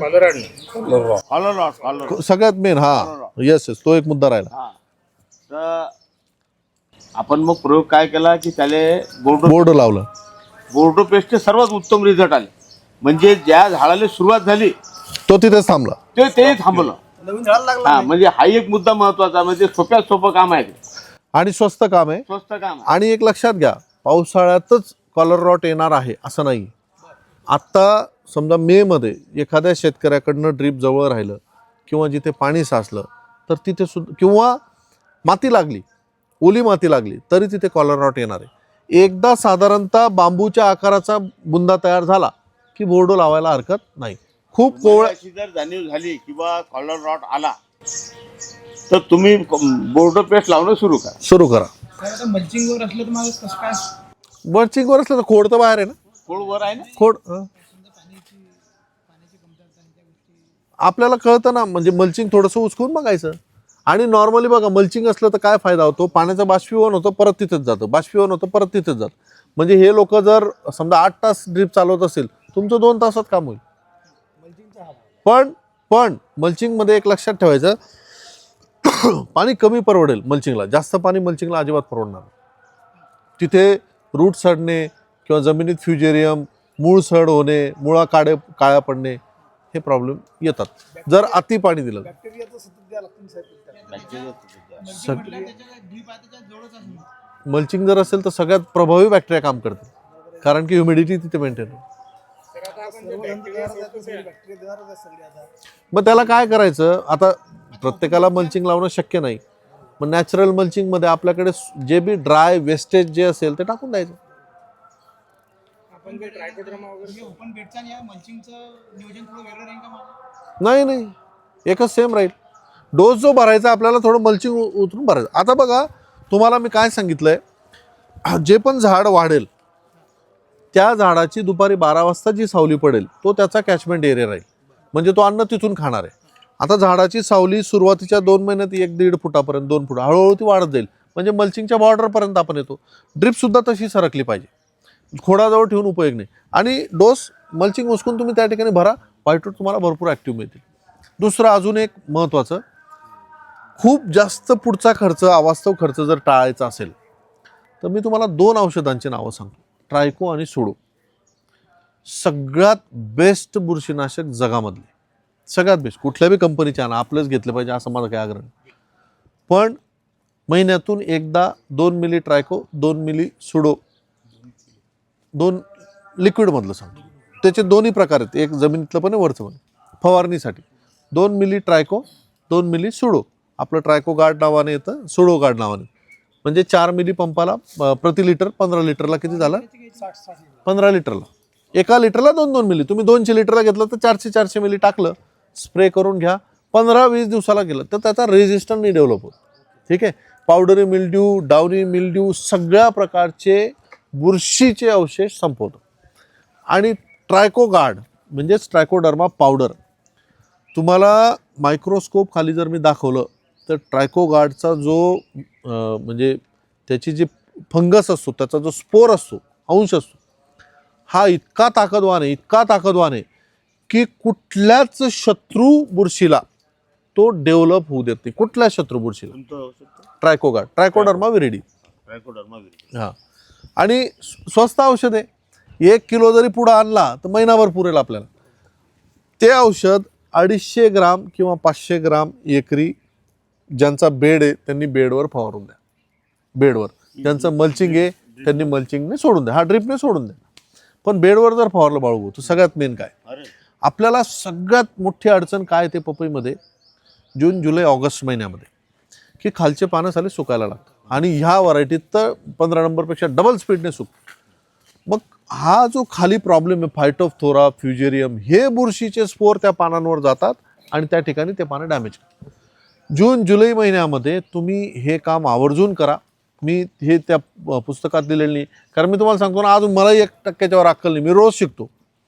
माझा असा अनुभव आला, मी ज्या लोकांना सांगितलं की त्यांनी ट्रायको गार्डची फक्त बेडवर फवारणी केली, झाड सोडून द्या, त्याच्यावर आपण ट्रायको आणि सुडो लिक्विड फवारलं आणि बेडवर ट्रायकोडर्माची फवारणी केली, तर पावसाळ्यामध्ये काय होती, जमीन ओली होती आणि हे जे फंगस आहेत आर्द्रतेमध्ये मल्टिप्लाय होतात.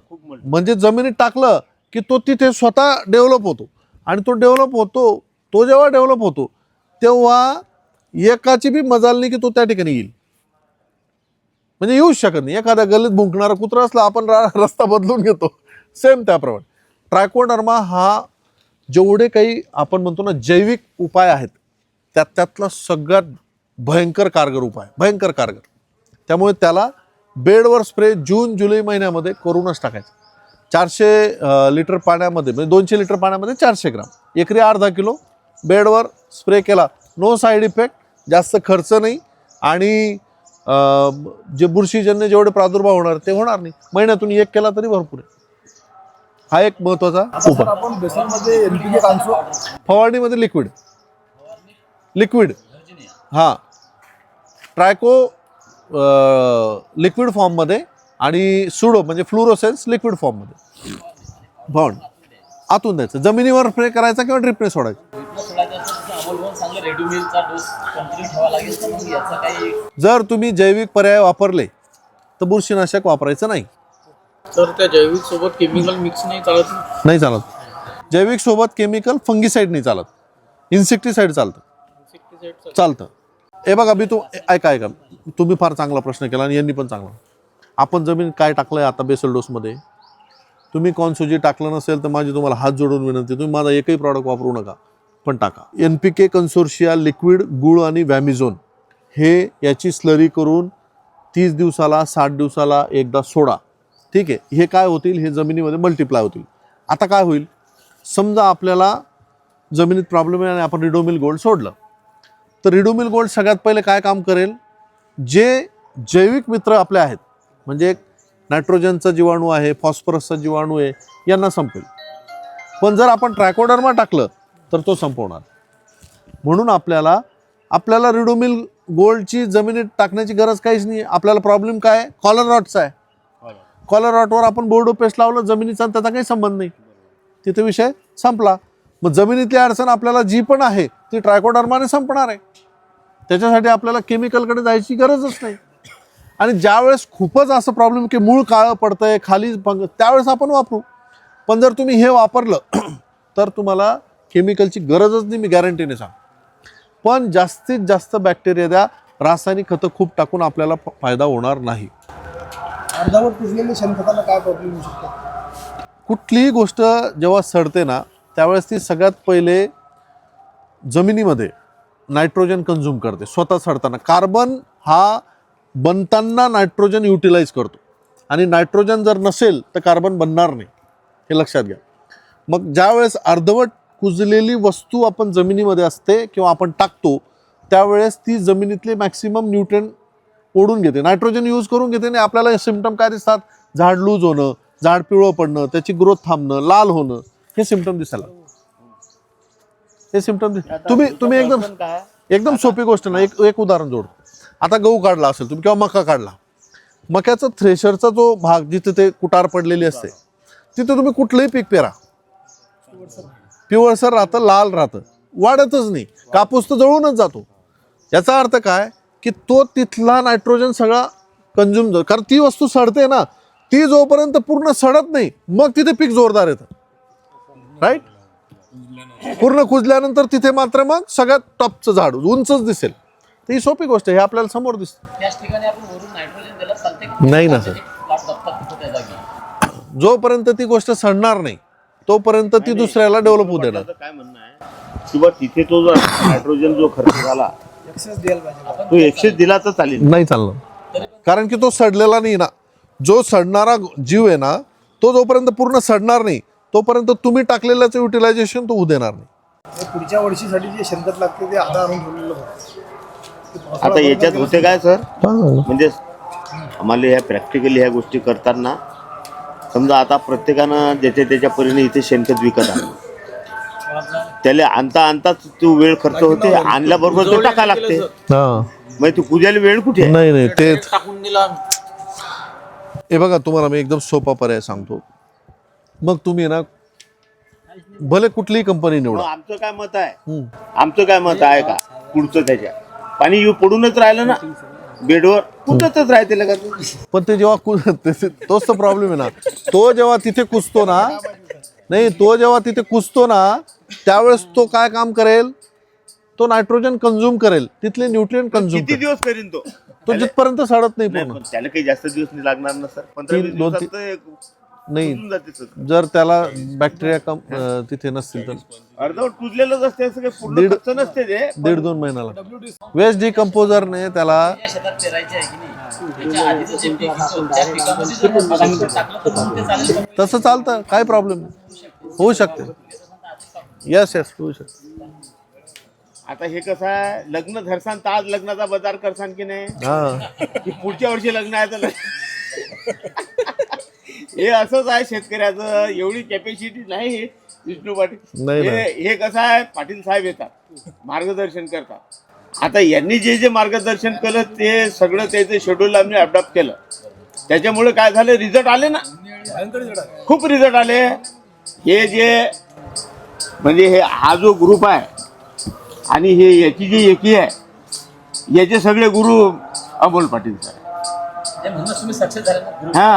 सक्सेस आहे. याच्यात सगळ्यात याच्या मागची जी टीम आहे, देशमुख साहेब असतील, विशाल सर आहे, मयूर आहे आमचा, पळत पळत येणारे माणसात ना, एकदम लगेच. म्हणजे आम्हाला काहीच अडचण नाही.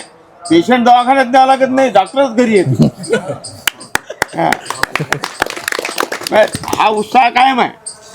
दुसरं असं, आता तुम्ही आले पहिल्यानं, दर गुरुवारी आमची एक मिरचीची भाजी असते रोज.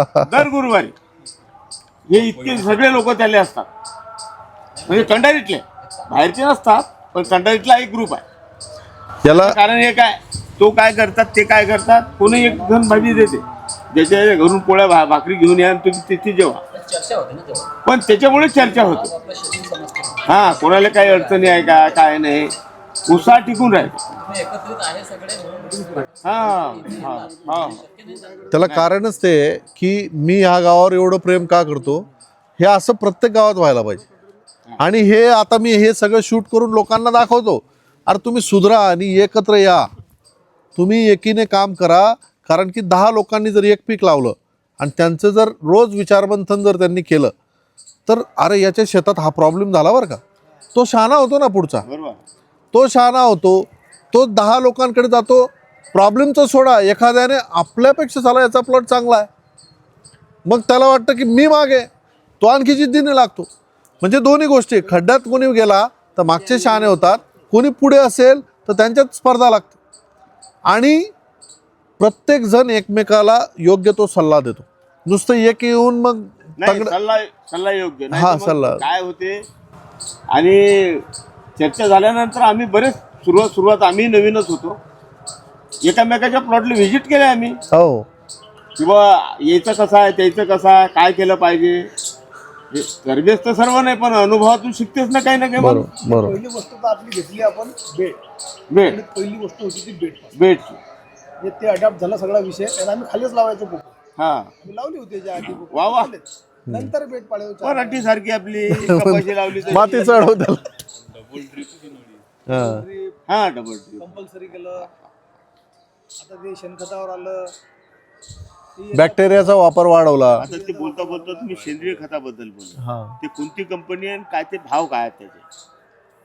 आपण बरं हो सर, आम्हाला मासोळीचं खत आणि ते कोंबडी नाही, बोनमिल भेटते का? बोनमिल भेटेल का? भेटेल ना. त्याची थोडीशी पावर आपल्याकडे आहे, आपल्याकडे आहे. भाव वगैरे त्याचे मी तुम्हाला हे बघा, सेंद्रिय खताची बॅग आपण 390 रुपयाला बॅग देतो. 40 किलोची बॅग येते, 390 रुपयाला बॅग आहे. आणि साधारणतः 1.5 रुपये किलो, म्हणजे 70 रुपये किंवा 60 रुपये जास्तीत जास्त ट्रान्सपोर्ट कॉस्ट येईल. पुण्याला आपलं एक मशरूम प्लांटचं बायो प्रॉडक्ट आहे, म्हणजे मशरूमला भेल्या ज्या बनतात त्या भेल्या पूर्ण कुजून जातात नॅचरली, ते आपण डिकम्पोज करतो. त्याच्यामध्ये सगळ्या प्रकारचे बॅक्टेरिया आपण टाकतो. ट्रायको टाकतो, सुडो टाकतो, PSB टाकतो, KMB टाकतो, कन्सोर्शिया टाकतो, आणि त्याला आपण डिकम्पोजरने 70 दिवसात पूर्णपणे डिकम्पोज करतो. डिकम्पोज केल्यानंतर त्याला पूर्ण चाळणी मारून बिलकुल असं फ्री फ्लो पिठासारखं, म्हणजे चहा पावडर सारखं, चहा पावडर. आता सेंद्रिय खत कसं ओळखायचं माहिती आहे का? एकदम प्युअर आहे, सुकलं पूर्ण ड्राय झालं की त्याला आकाडी लावून टाकायची, ते पूर्ण जळून त्याची राख झाली पाहिजे. जर त्याच्यात माती उरली म्हणजे शेतातली माती, काळी माती त्यात मिक्स केली. हे सिंपल लक्षण आहे.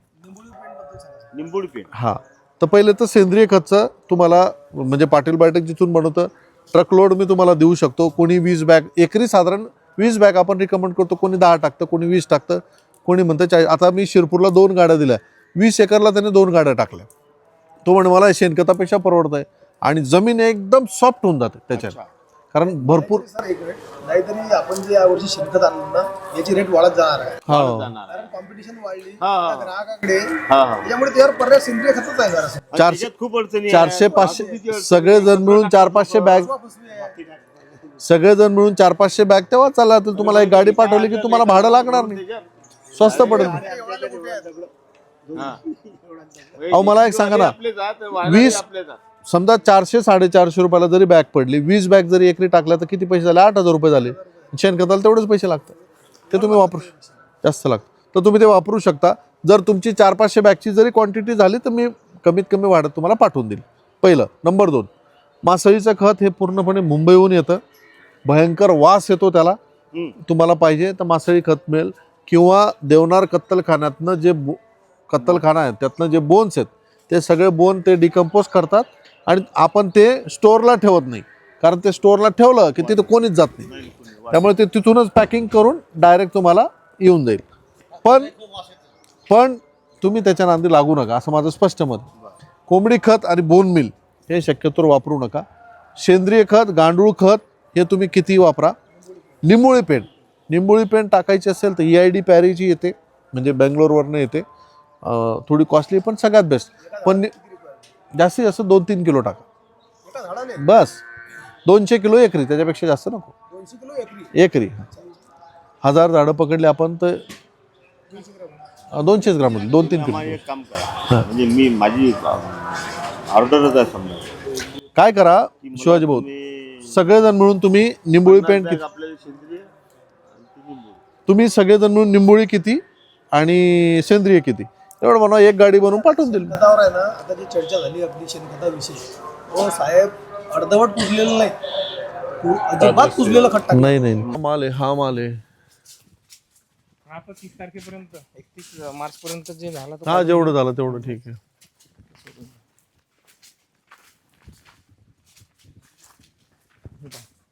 आता ही फळ त्याच कारणाने त्यांनी नेलं नसेल हे. नाही. रिंग स्पॉटमुळे. पण आता हा माल सुद्धा विकला जातो बरं का मार्केटला. व्यापारी घेत नाही, त्याला म्हणत तू हा मालाचे 5 रुपये दे मला, त्याला सांगायचं गोड लागतो काहीच अडचण नाही, त्याला म्हणा याचे 5 रुपये दे, नाही म्हणतो का तसंही. नाही म्हणते तो. मग हे कॅरेट नाही माल जाऊ द्या ना हो. आता हा चालू आहे मग आपला बाजारात चिल्लर विकणं चालू आहे. हा? हो नाही हे कॅरेटने जाऊ द्यायचं, चालू आहे ना मग. लिलाव डायरेक्ट सकाळी. नाही आम्ही हात विक्रीच करतो ना मग ते तर फार उत्तम. हे याचं सगळ्यात मेन कॅरेक्टर काय आहे, या ना इकडे या ना, बघा इथे आता सगळ्या स्पेसिस तुम्हाला आढळतील. ही फळमाशी आहे, हे बघा ही साधी फळमाशी आहे. हा, आणि आपल्याला मेक्सिकन फ्रूट फ्लाय बघायची ना, ती नेमकी इथं नाही चिटकलेली ती. हा वेगळा पतंग आहे. तिकडल्या साईडनं दिसेल, अंधार पडतो निघून. ही नागाळीची माशी बघा, ही जी आहे ना ही नागाळीची माशी आहे. ही फळमाशी आहे, ह्या मेजर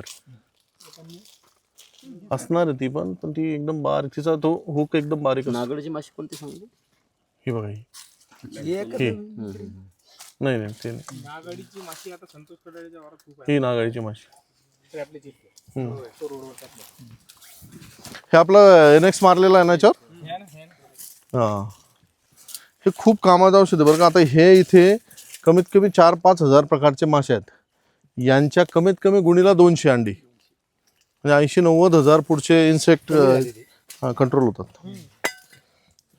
आता हा बा आपण म्हणतो सनबर्नला हा उन्हामुळे होतो, आता इथं कुठंच गुण नाही लागलं या फळाला. हा डाग कशाचा नाही हा बा, हे झाडाची कॅनोपी तशी चांगली आहे. तरी लागला असेल ना तो. आता आपल्याला एक्झॅक्ट आता नाही करणार, पण हा सनबर्नच आहे. हा जो आहे ना सनबर्न. उन्हामुळेच होते की काही असं. नाही उन्हामुळे. अरे साहेब आता याच्यावर मिलीबग येऊन राहिला. हा मग ते आता लास्ट स्टेजला आहे ना. आणि याच्यावर कांदे होते का? SRT आहे, SRT हे फक्त रिकव्हर केले, फोडले नाही. हा जो बेड आहे ना सर, कम्प्लीट 5 फुटी बेड आहे. मागच्या वर्षी घातलेला बेड आहे हा, फक्त रिकव्हर केला एकदम परफेक्ट. हा. गंगाफळ काढले, नंतर कांदा काढला, जसा आता ठेला भेटला तसाच फक्त ते रिकव्हर. हो ना. बघा आता हे सगळ्यात मेन जे कॅरेक्टर आहे ना आपल्याला, हे थबकलेलं झाड आहे पूर्ण. ह्याचा स्टेम बघा किती मस्त आहे. असंच झाड जायला पाहिजे, फास्ट जाऊ देऊ नका याला अजिबात. नाही आता 31 दिवसामध्ये काही साईट नाही सर. नाही काय अशीच पाहिजे, याला इतका स्लो जाऊ द्यायचा ना, म्हणजे वाढायला लागला की त्याचा कंट्रोल करायचा. युरिया जायलाच नाही पाहिजे. नाही आपण नत्र कोणतंच नाही, फक्त आणि तसं बघितलं तर सावलीतलं झाड जे आहे ना, आता ही थोडी बऱ्याच वेळपासून याला सावली आहे, हे उंच वाढलं पाहिजे, पण ते उंच नाहीये. भट्टी खत आहे ते, भट्टी खत. बरं ठीक आहे. याच्यात सगळं DAP वगैरे आहे ना. हे काय नाही, कॉन्सोची DAP पण आहे. 10-26-26 NPK कांसो हा कॉन्सोची आणि आहे. पोटॅश आणि हॉर्टिकल्चर स्पेशल Yes, याची yes. भट्टी करूनच समजा. याची सगळी भट्टी हा करून. काय कॉन्सोचीचे दाणे ते. कांसोचीचे बी आहेत ना, छोटा आहे तो, जास्त मोठा नाही. येस आमचं झाड लहान होतं ना त्या Yes, दिवशी, त्या yes, भाषी बघा. करेक्ट. तर आता दुसरा जो डोज आहे थोडासा लांब इथे द्यायचा. द्यायचं. हा येस येस. थोडी नडी बी थोडी तिसरा चालू इथं. ठेव. आता थोड्या थोड्या ह्या नड्या त्याच्यावर दिशेनं खत तू त्याच्यावर ठेवतो. हा हा हा. हे जे आहे ना या ना एकदा एक एक छोटासा मी तुम्हाला जो फरक दाखवायचा राहिला ना 3 लोक तिथे उभे राहतात त्या झाडाजवळ. करेक्ट. आता बघा तुम्ही थांबा ना अशी बरोबर झाडाजवळ या बरोबर. हे 2 लोक सरळ आहे म्हणजे यांची जेव्हा डेव्हलपमेंट होईल यांना डायरेक्ट 16 फूट जागा आहे. हां आलं लक्षात. तशीच इकडे पण 16 फूट जागा मिळेल. आणि ह्या दोघांच्या मध्ये शिवाजी भाऊ आहेत बरोबर. ह्या दोघांच्या मध्ये शिवाजी भाऊ आहेत, त्या दोघांच्या मध्ये ते आहेत, ह्या दोघांच्या मध्ये ते आहेत. असं प्रत्येक झाडाला क्रॉसमध्ये डिस्टन्स मिळतं. हे फार गरजेचं आहे. याचा एखाद्या वर्षी दिसणार नाही पण एखाद्या वर्षी तुम्हाला असा बेनिफिट दिसेल की जेव्हा खूप जास्त हिटवेव्ह राहील, खूप जास्त थंडी राहील, वादळ राहील, त्यावेळेस याचा फायदा आपल्या लक्षात येईल.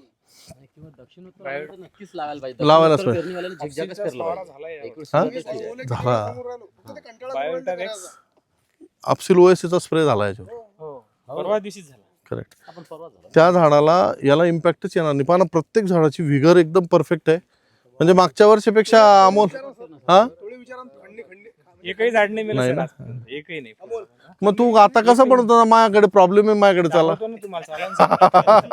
कसं आहे माहिती का तुम्हाला चांगले झाडं दाखवण्यापेक्षा खराब दाखवणं येस जास्त गरजेचं आहे.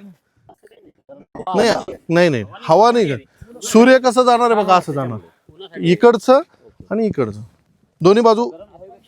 हा तू एकदम ते जवळ पडलं असेल ना तिथेच. ती डायरेक्ट याच्याने द्यायची होती ना ड्रिपने. हा तुझा ड्रिंचिंगचा प्रॉब्लेम आहे. हे काय ही जी ड्रिंचिंग आहे ना हे बोलते ना ते झाडावर ड्रिंचिंग येते. नाही झाडाच्या जवळ पडली ती ड्रिंचिंगच तिथे. ही सुद्धा ड्रिंचिंग तुझी झाडावर आहे झाडाजवळ. 2-3 दिवसात रिकवर होईल. पाणी होतं त्याचं. हे जे आहे ना हे बघ इथे सुद्धा तुझी ह्या लाईनीत ज्या मजुरान केली ना नाही नाही त्याला वाई आणायची राहिली याला वाई आणली. हा वाई आणून घे बस. तो संभार आहे म्हणून ती वाई नाही झाली ना. पण नसली जरी वाई होत ना फक्त खुरप्याने त्या आजूबाजूला जमीन मोकळी कर. एरिएशन नाही होते तिथे बाकी काय अडचण नाही. इथले सगळे एकत्र मिक्स करा का वेगळे? सगळं सगळं एकत्र mix. चालेल, 200 लिटरचे. रिझल्ट टेस्ट मध्ये आहे का पहा बरं. हे ट्रेसमध्ये पानं उलटी होत आहेत ना हम्म. ट्रेसमध्ये. पण हे होऊन जाईल नॅचरली होऊन जाईल. आता हे थोडं मोकळं केलं का आज केलंय का. आज केला असं हा होऊन जाईल होऊन जाईल. हा जाड हा, हा. मल्टी येतो म्हणजे एक तर त्याचा शेंडा हिट झाला आणि तिथून फुटे फुटले त्याला. हा इथून शेंडा हिट झाला त्याचा इथून. हा इथून नवीन कोंब फुटलेला आहे. कारण की खाली प्रॉब्लेम नाहीच असतो बघा काहीच प्रॉब्लेम नाही खाली. म्हणजे मग याचा शेंडा तर नाही कटलेला पण. नाही आहे ना हे 2 मल्टी कट आहेत ना हे बघ. मग कटलं तर मग हे पान असं का निघलं. कोणतं जे नवीन पान निघलं ना ते असं का निघलं. वीक निघतात ना जो मेन शेंडा आहे ना हा. तू आता याला जरी कट केला हा, हा. याला 2 स्टंप येतील तो विकच वीक निघेल. हा ही माती इथं लावायची याला वरती नाही चढवायची. हा आणि पाणी कमी कर पाणी जास्त होतंय. हा अच्छा आजच लावली का. हा बरोबर ठीक आहे ठीक आहे. नाही तर आतापर्यंत 50% झाडं गेले तुम्ही. पण तुम्हाला मल्चिंग टाकायला कोणी सांगितलं. मल्चिंग ज्याची डिसेंबरच्या आत लागवड असते नोव्हेंबर डिसेंबर त्यांची 10 जानेवारीच्या पुढे आपल्याला मल्चिंगची गरज असते. हे बघा आता मी तुम्हाला अजून एक सल्ला देतो. खूपच त्रास जर झाला डायरेक्ट मल्चिंग इथून फाडून लागायचं बस. हे बाकी राहिलं चालतं ठीक आहे. तुम्ही बोरू आता असं इथे इथे करून घ्या. हे बा हे इथे असं फाडायचं एवढं असं सरळ ब्लेडने म्हणजे जास्त फाटणार नाही. आणि इथे बोरू टाकून घ्या ब्लेडने फक्त रेश मारा म्हणजे मल्चिंग पण गॅप होणार नाही. मित्रांनो ज्यांचं मल्चिंग असेल आणि त्यांना जर बोरू किंवा सन किंवा ताग लावताना अडचण येत असेल त्यांनी साधारणतः झाडापासून 1 ते 1.5 फूट अंतरावर इथे ब्लेडने ब्लेड आहे का कोणाकडे एक झाडापासून साधारणतः 1.5 फूट अंतर घ्या आणि अशा पद्धतीने मल्चिंग फाडून घ्या साधारण 2 फूट आणि या ठिकाणी बोरू टाकून घ्या. या ठिकाणी बेस्ट म्हणजे याची सावली पश्चिम दिशेला. फक्त लक्षात घ्या हा जो फाडायचा आहे हा पश्चिम दिशेला फाडायचा झाडाच्या पश्चिम दिशेला. ही एक्झॅक्ट पश्चिम दिशा आहे म्हणून मी इथे फाडून दाखवलं. सेम तिथे तसंच करायचं.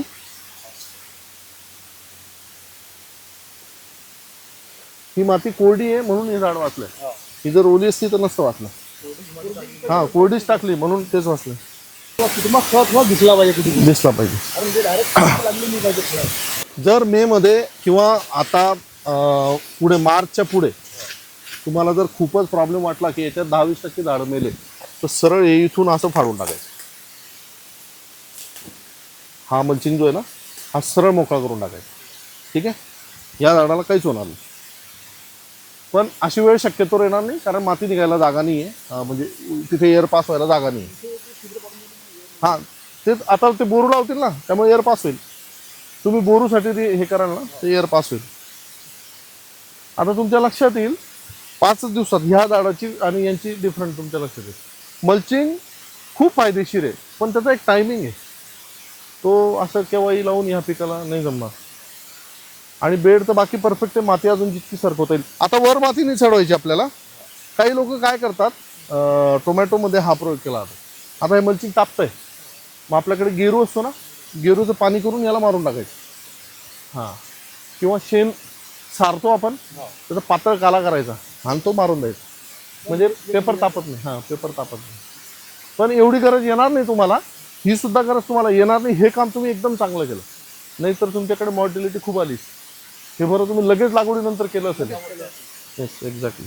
पहा अशा छोट्या छोट्या गोष्टी हे कुठे शिकायला मिळतं शेतकऱ्याकडे. हे कुठे युनिव्हर्सिटीत करणार. 5 दिवसांनी मला सांगितलं मी संध्याकाळीच केली. तो फायदा आहे. म्हणजे लागवड सकाळी करायची का संध्याकाळी करायची हाही मुद्दा आहे उन्हाळ्यात. हां पण तेच हिवाळ्यात सकाळी केलेली योग्य. एकदम परफेक्ट आहे. हे काम छान केलं एकदम. माती कोरडी राहू द्या फक्त. ही ओली नाही झाली पाहिजे. ही ओली झाली की ते सड लागेल आणि जितके दिवस प्लॉट असा जास्त राहील तितकं चांगलं. म्हणजे आपल्याला खूप वाढत नाहीये चिंता करायची नाही. असाच्या असा तो 15 दिवस राहिला तरी चालेल. 100% झिगझॅग केलेलं आहे. हो पाहिलं ना मी. एकदम परफेक्ट आहे. डिस्टन्स म्हणजे लाईन दोरी एकदम बेड पण छान झालाय. माती ओली होणार नाही ड्रिपच्या पाण्याने नाही होत नाही. वर आहे ना खाली मल्चिंग आहे ना, वरची राहील मल्चिंगच्या वरची तीच पाहिजे आपल्याला. वरच टाकलेली आहे. वरच टाकलेली. चला येऊ.